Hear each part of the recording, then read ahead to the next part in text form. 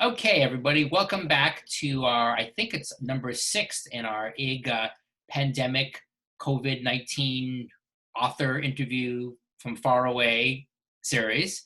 Today, I'm very happy to have Miriam Cohen, and Miriam is the author of Adults and Other Children. It's a short story collection that we published in January of this past year.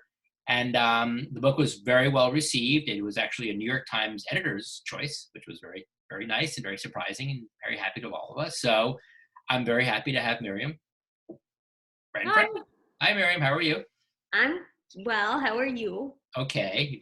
We talked about this off camera before, but so Miriam's is cloistered away in her penthouse apartment in the Not penthouse. her penthouse. It looks like a penthouse. Look behind you. She has all these real. I found out just a few seconds ago that Miriam's a big theater buff, and she's got a lot of really cool framed, theater posters behind her. Yes, I'm obsessed with Broadway. One thing that I have been doing is compulsively watching the broadcast of Sondheim's 90th birthday that they did. Okay. So Over and over again. Okay. over and over, yeah, like a 5-year-old. I just get really fixated. Okay. Cool. It's beautiful. And at the end of the interview, to make sure you really are a theater buff, we're going to make you recite at least 20 lines from every one of the posters that's behind you. Yeah, I'm not going to be able to do that. Oh, see. All right. So again, here's Adults and Other Children. And this is Miriam's debut short story collection. And I guess my first question would be sort of like, how did the collection sort of come together? Like, when did you start writing the stories? Did you write the stories individually and then one day say, hey, this would make a good collection? Or did you kind of start out in mind, with a collection in mind? So the oldest story in the book is one that I wrote when I was 22, right before graduate school. And that's the one, Bad Words, with the little girl whose Orthodox parents are getting divorced. And then the sort of newest, or I don't know, most recent story was one that I wrote when I was like 31, so it like spanned almost 10 years. I did not initially write them as stories that went together. There were a couple of stories that I felt like went together.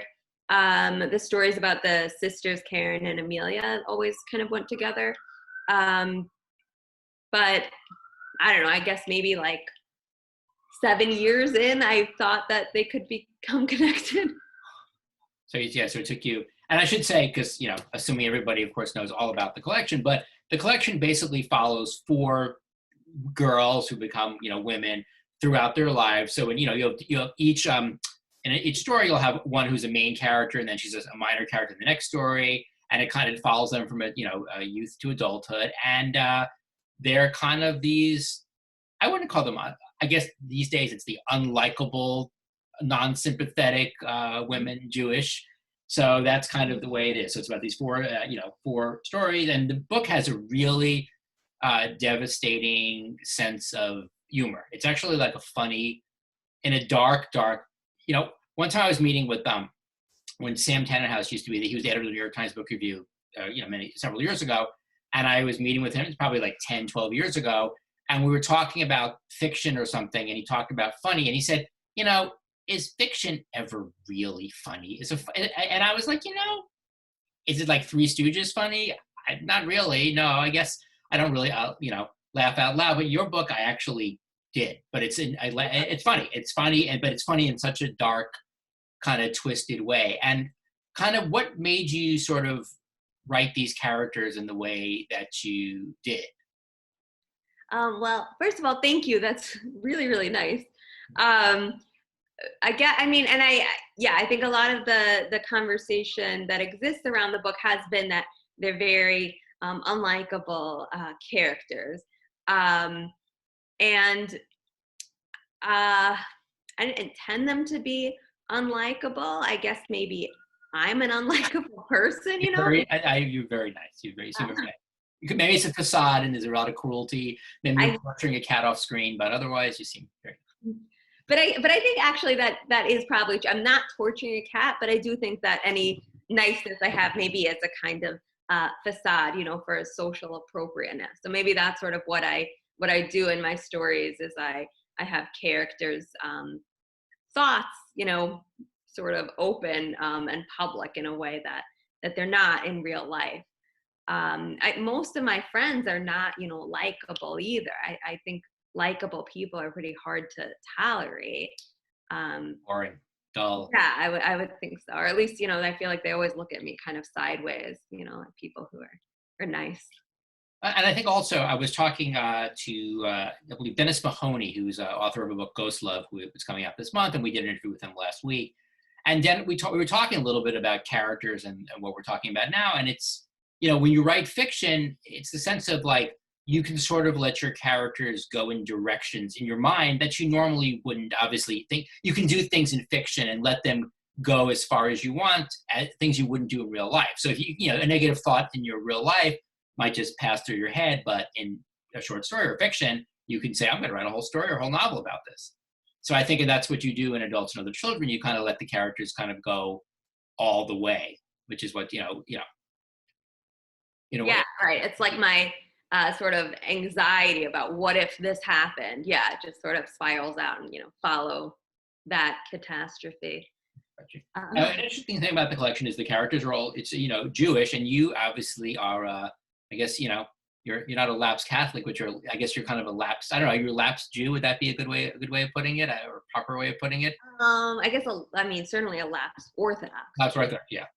So yes, so you want to, I don't know if you want to talk a little bit about your background and how you sort of like lapsed into, have you lapsed into conservative Judaism or Reform Judaism, or? Yeah, I've lapsed into like cultural Judaism, I guess.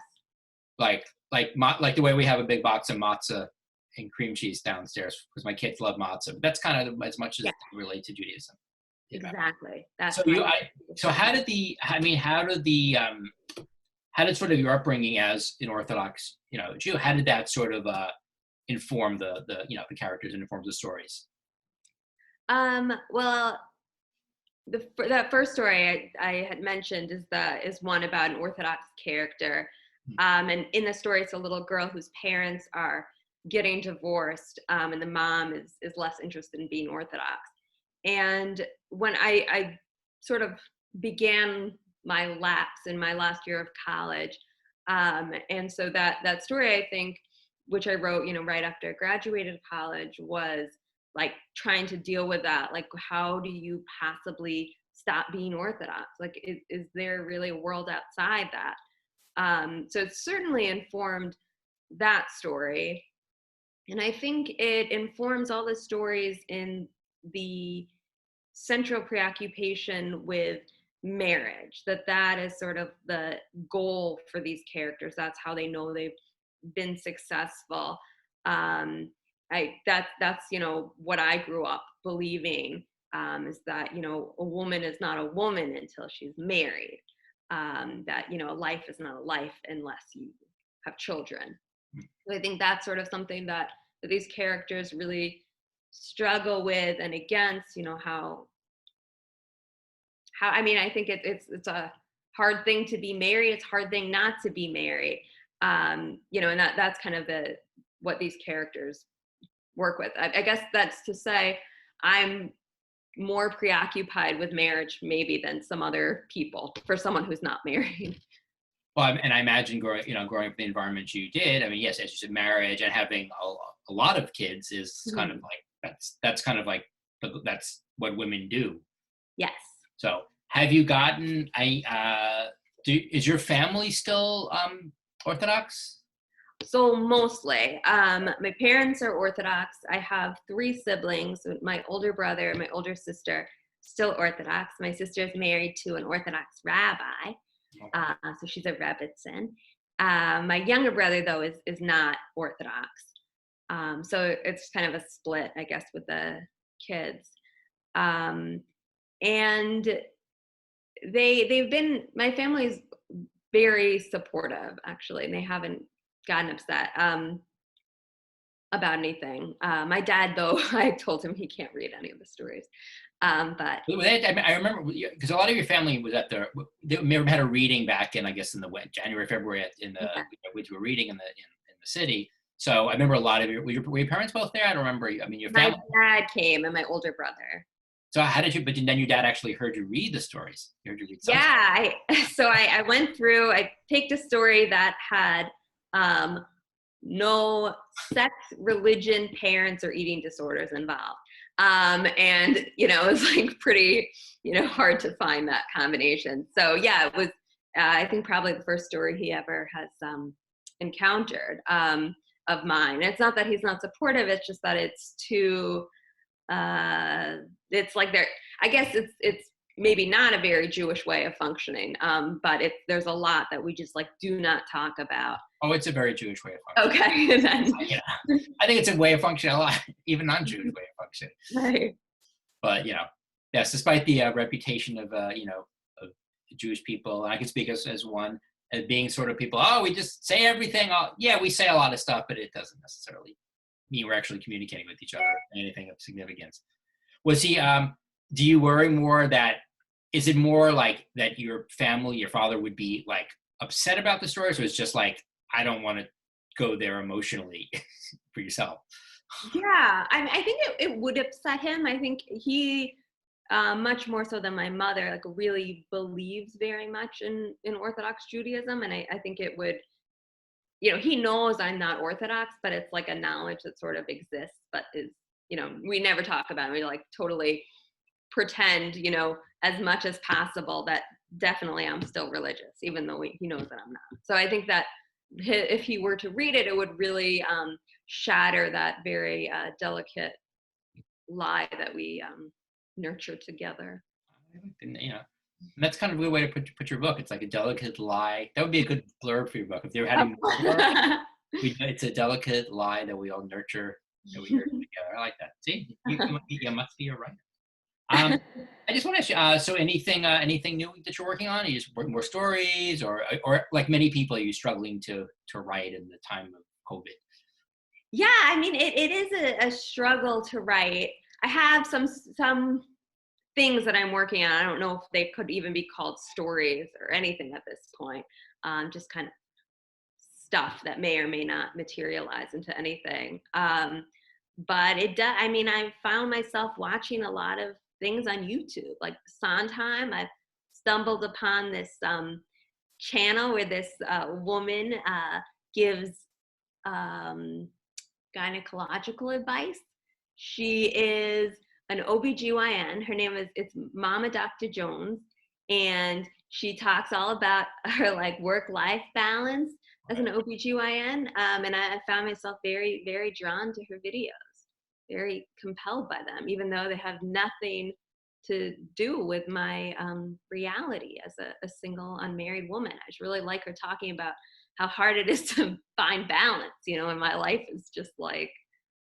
Yeah, YouTube can be like that. I've always, I mean, I've done it even before, you know, before quarantine, but yeah, there's like strange things that I get very, you know, I watch chiropractic videos all the time. And yeah, which is one time I actually correctly diagnosed myself with something that actually did. I was like, I think it's this. And actually I was correct. Amazingly, just because I watched enough videos. But yeah, I would just watch them for like something about watching people getting adjusted. And I've been doing it for years. And I will just watch them. They're very relaxing to me. And it's very like, I'll do it late at night. And it's, yeah, I don't know. It's like, it's YouTube. Yeah, you find these YouTube channels and you find these people and you find this strange stuff that you're like, I don't know why I'm really into this, but I can't get enough of it. Yeah. Oh, I'm so happy to hear I'm not the only person. You thought you're the only yeah. Oh, you know. Oh, I used to be into the, it's even worse, as you have, I don't know if you were, there's this thing called, I think it's called ASMR.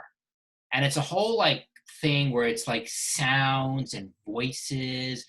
And yeah, it's like this, I don't even know how to describe it. It's like these kind of like very relaxing, but it's not, you'll be like, there's this one guy, his name is Dimitri. I don't know if he still does videos. He's like an Australian guy.